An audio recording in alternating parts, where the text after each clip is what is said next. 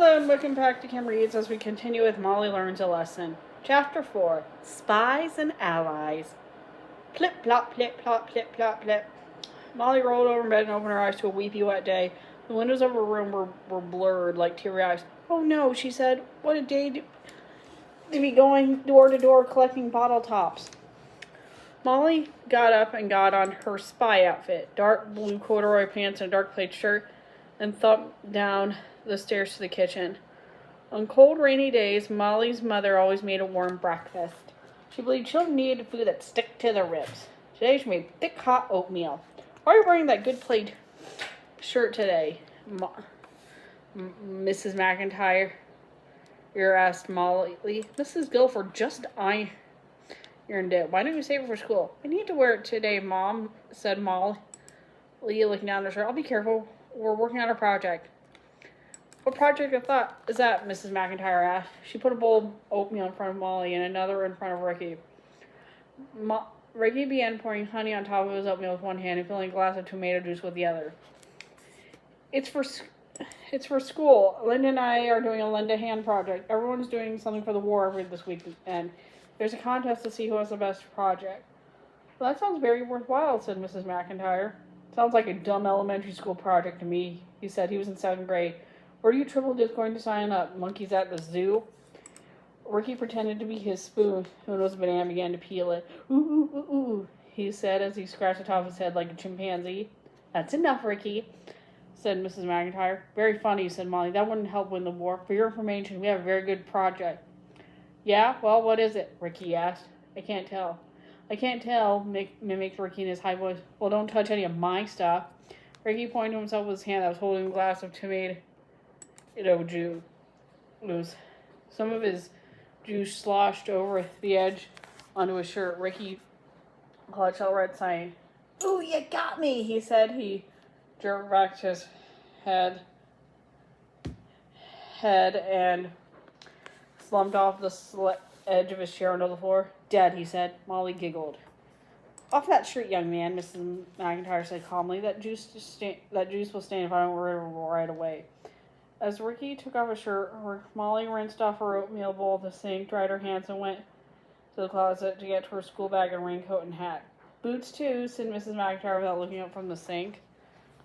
Molly groaned. She didn't think real spies had to wear boots, but she took hers out of the closet and sat on the kitchen to put them on. Molly had not used her boots since last winter, and they were a little dusty. The toe of her saddle she went in, no matter how she yanked and pulled and pushed, her whole shoe would not fit inside her boot. She got up and hip-hopped over to her mother. Look, Mom, my boots won't go over my new saddle shoes. I guess I can't wear them today. Mrs. McIntyre knelt down and tried to wiggle the boot on Molly's foot. It would not budge. Well, she says, she stood up. You can't wear these. They're too small for you now. I'll have to get new ones, said Molly. Maybe I can get red boots this year. Mrs. McIntyre stood up. She fastened the top button on Molly's raincoat. I'm afraid not, dear, she said. There are no rubber boots in the stores. I've looked. They're not being made. But why? Asked Molly. Because of the war, her mother said. The rubbers need to make things for the fighting men. Things like wraps for battleships and life jackets for sailors. There isn't enough rubber left over to make red rubber boots for 9-year-old girls. Mrs. McIntyre leaned into the closet. You'll have to wear Ricky's boots today. She held up Ricky's old black boots. My boots? Said Ricky. She's going to wear my boots? But, Mom, said Molly, they're boys' boots. They're ugly. They're, Molly, Mrs. McIntyre interrupted. Think of it as a sacrifice you're making for the war effort. She handed the boots to Molly. Molly sighed. She took the boots. And don't wreck them, said Ricky, or get perfume on them or anything. Molly and her mother had to laugh. Don't worry, I won't, Molly said. She pulled on Ricky's boots. They were clumsy, heavy boots with rusted buckles. The buckles fastened on the front, not on the side like girls' boots. They were a little too big, so Molly clomped on a horse as she made her way to the door. Goodbye, Mom, she said. I probably won't be home for lunch. We'll be too busy to stop. All right, said Mrs. McIntyre. Be careful. Don't go into a stranger's house. Be home by 3 o'clock. Okay, said Molly. She went inside. Linda and Susan were coming up the driveway. Susan waddled like a plump duck under big red umbrella. My mother made me wear 2 sweaters under my coat, she complained. I can hardly move. My mother wouldn't let me wear my dark shirt, said Linda. She didn't have time to wash it. She's been working late at the late shift at the factory. I have to wear these horrible boots of Ricky's, said Molly. Oh well, let's get started. She held up her school bag, and I hope this is enough to hold all the bottle tops, she said. Can we take a break? Asked Susan. I'm so hot. I'm so cold, said Linda. We can't take a break because we haven't started yet, said Molly. Come on, real secret agents have to work in the rain and all the time. There were 7 houses on Molly's block. The girls trudged at each one, rang the doorbell, and asked for bottle tops. On the first house, Mrs. Solano said she didn't have any bottle tops, but did they want old newspapers? They said no, thank you very much. Billy Ruckenstein answered the door of the next house. He was only 4. He said yes, they did have bottle tops. Then he ran off and came back with a top still connected to a whole bottle of ginger ale. The girls told him they had to be off the bottle already, but thank him very much. They walked to the Kowalski's house. Mr. Kowalski said he had 2 bottle tops, but he needed them himself. He was a Boy Scout troop leader, and the boys were collecting bottle tops for scrap metal, too. Finally, Mrs. Keller gave them 6 bottle tops she had been saving, but had never gotten around to turning in. And Mrs. Leeming gave them 4. She said if she wanted more, they should come back next Saturday, because she was having a party then, and she had lots of bottle tops after the party. By the time they got all 7 on the block, they had cold hands, wet legs, tired feet, and 10 bottle little tops in Molly's school bag. Let's count them, said Linda. She handed her umbrella to Linda. What for? Said Linda. We know perfectly well there are only 10. I know, but I want to see them, said Susan. She dug her hands in the school bag and pulled out 2 handfuls. Molly and Linda watched as she dropped the bottle tops in the bag one by one. 1, 2, 3, 4, 5, 6, 7, 8, 9, 10, she said as they clinked together. I didn't think it would be so hard to get 100. We'll just have to keep trying, said Molly. We can't give up. Let's go to the next block. Bottle tops were scarce on the block, too. No one was home at 2 houses.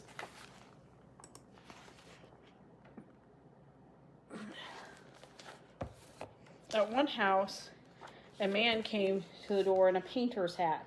He was splattered all over with blue paint. He said if he did have any bottle tops, he'd never be able to find them because the whole house was torn up in a mess. The girls peeped past him to see if that was true. It was. One nice lady holding a baby gave him 2 apple juice bottle tops and let them shake hands with the baby. A smiling old lady said they were sweet girls and gave them each one a bottle top. As they left, Molly noticed 2 blue stars in her window. She has 2 people from our family fighting in the war, Molly said. We have a blue star for my father, said Linda. The people next door have a gold star because their son got killed. Molly looked back at the old lady's house. It seemed to be waiting for happy, noisy young people to come in and fill it with fun again. At the next house, a teenage boy holding half a chicken sandwich pulled a ball top out of his pocket, handed it to Molly, and closed the door without saying a word. Did you see that sandwich? Asked Linda as they headed down the sidewalk. I'm hungry. It's lunchtime. We have to stop now. Not yet, said Molly. You only have 16 bottle tops. I'm tired, said Susan. I can't go any longer. Some secret agents you make, said Molly. Her nose was running. Ricky's boots were heavy. Come on in. Just one more block and we'll have a break for lunch. Susan sighed. Linda shivered. Molly led the way across the street to the next block. Hey, you know who lives on this block? Linda asked. Allison Hargate. I know, said Molly. We just won't go to her house to ask for bottled tops. I bet Allison has lots of bottled tops, said Susan. They were standing right now in front of Allison's house. I know what. Let's get a peek in the window of the knitting bees, said Linda. It'll be fun, just like real Secret Jane agents. Yes, said Susan. Let's buy all of them. Molly hesitated. What if someone sees us? She asked, but Linda was already bent over, creeping behind a tall bush and heading toward a big window. Susan put her umbrella in the bush and followed Linda. Finally, Molly went too. She fell out of place standing on the sidewalk alone. When she went over to sneak behind the bushes, the rain dripped down the back of Molly's neck. It gave her goosebumps. Linda and Susan were on tiptoe, holding out the window, peering inside. Molly looked too. Oh, it was so warm and cozy in there. They were looking at Allison's living room. There's a cheery fireplace in the fireplace. All the other girls in their class were sitting Indian style in the circle on a rug. They had bright rolls of yarn on their laps and long, slender knitting needles on their hands. Hargate's maid knelt beside Grace Littlefield, her big, capable hands guiding Grace's hands on the needles. Allison was laughing too, and all the girls looked happy. "Look at that tray of sandwiches," said Linda. "And cocoa and cookies too. It looks like fun," said Susan wistfully. "The yarn is pretty." "I don't see any socks," said Molly. "Well, Grace can't even hold her needles right," giggled Linda. "Well, what do we have here?" boomed a voice very close by. The girls jumped. It was Mrs. Hargate, Allison's mother. She was standing right behind them, blocking their path to the sidewalk and holding a big umbrella. Drips from the umbrella hit Molly on the cheek. Mrs. Hargate had on very red lipstick. "You girls are very late for the knitting bee," said Mrs. Hargate. "But that doesn't matter. Come along." Allison was so worried that when you didn't get here at 9 with all the other gals. She was afraid you weren't coming at all. But I told her you'd never be so rude. You'd never miss out on the fun and help on the project. I said, "I'm sure you'd turn up," and I was right. Here you are, Mrs. Hargate kept, as she herded them inside like captured criminals. Linda, Molly, and Susan didn't have time to say anything. Molly didn't know what to say anyway. Before they knew it, the three girls were standing in the Hargate's front hall, the water dripping off their coats and forming a small little puddle around them. "Look who I found!" Mrs. Hargate called Allison in a very loud voice. She took off her clothes. "Darling, Linda, Susan, and Molly are waiting outside. Take off those soppy coats, girls. And the boots, too." "Why, Molly, aren't those boots too big for you? Scoot along now. Go in and join the party. I'll be in the den if you need me." Well, Molly, Leah, and Linda and Susan bumped into one another, each trying to be the last one to enter the living room. Allison jumped up from the circle and said, "Hi." "Hi," mumbled Linda, Susan, and Molly. "We were afraid you weren't coming," said Allison. "Where are your needles and yarn?" She looked behind them as if they might be hiding the needles and yarn as a surprise. "We don't have any," said Linda. "Oh, well, it doesn't matter," said Allison. "I have lots of extra needles, and none of us have used very much yarn yet. Sit down and I'll get everything for you." Molly, Linda, and Susan sat awkwardly on the edge of the couch behind the circle of knitters.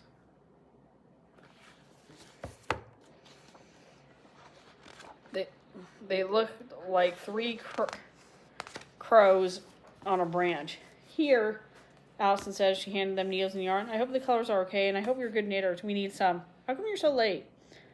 Linda looked at Molly. Molly looked at Susan.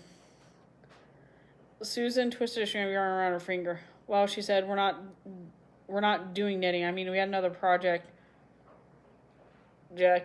Molly jabbed Susan with her elbow, and Susan stopped talking. Allison looked puzzled. "You're not making socks? You're doing another Land of Hannah project?"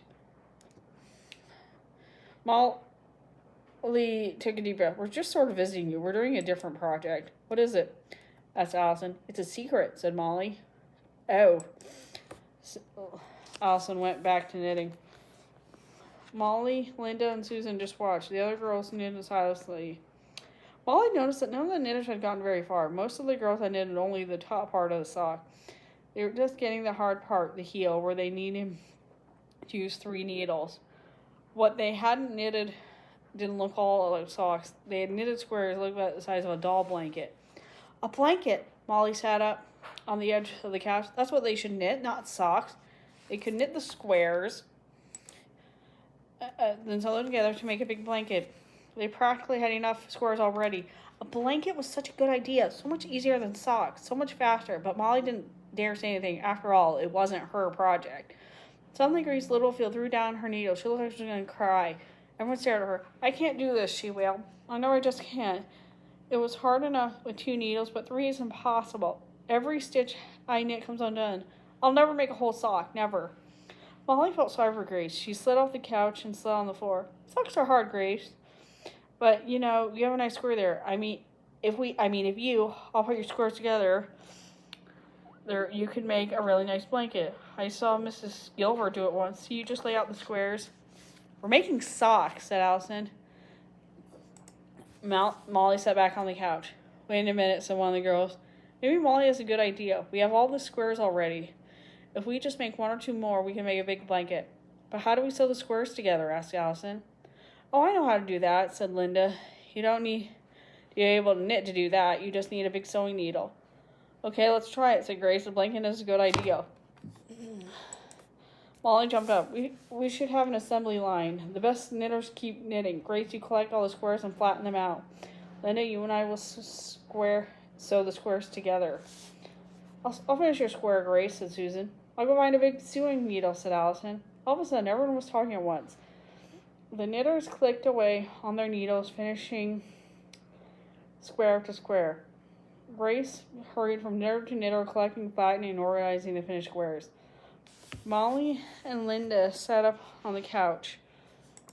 Linda sewed the bright-colored squares together into long strip. Molly sewed the strips together.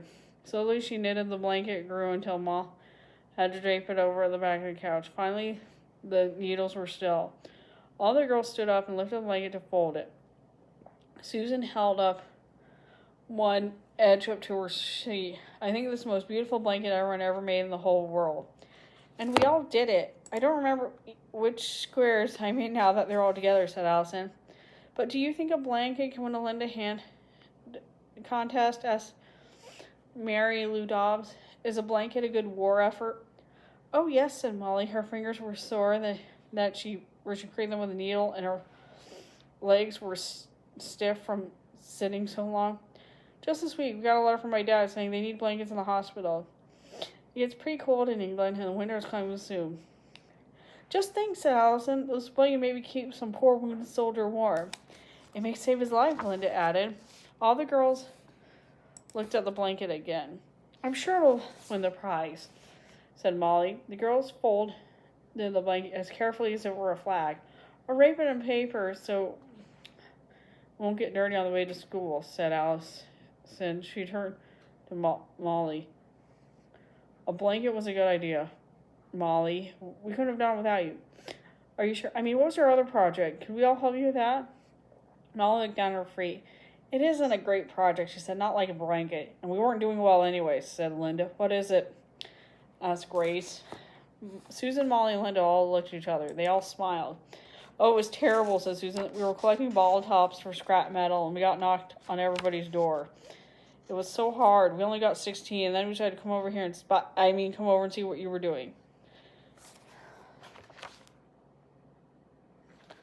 Collecting bottle tops is a good project, said Allison. I'll ask my mother if she has any. If we all ask our mothers, we can get pretty many, said another girl. We want to get 100, said Linda. You know what, said Grace. Her face was shining excited. I live in an apartment building. There are 20 families in my building. We can ask all of them. We can get 100 bottle tops easily. Yes, and we won't get wet, laughed Molly. Let's go. We only need 78 more, said Allison. My mother had 6. She put bottle tops in Molly's school bag. Molly smiled at her. Thanks, Allison, she said. Allison smiled. With a flurry of zipping, buttoning, and tying, the girls got into the raincoats, boots, and rain hats. They set off for Grace's apartment building. As they splashed down the wet street, laughing and talking and playing, Molly decided that some secrets are a lot more fun when you give them away than when you keep them. And that is the end of Molly Learns a Lesson. Thanks for listening. Goodbye.